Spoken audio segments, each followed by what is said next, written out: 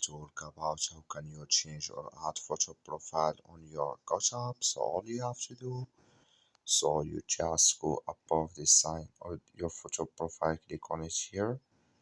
Then it's going to take you to this list, and all you have to do, you just go above this sign, click on it here. So then when you just click on it here, it's going to take you to Except here. You click here on profile settings, then it's going to take you to next step here. Just switching to open video here.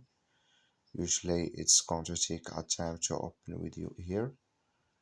So when it's going to open video here, just switching to open video,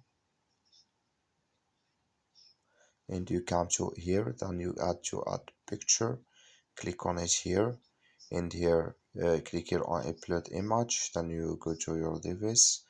So then you select any photo you want to add, then you click here on upload, and it's going to add with you. That's all you have to do. Thank you for watching. Don't forget to support us by liking, subscribe.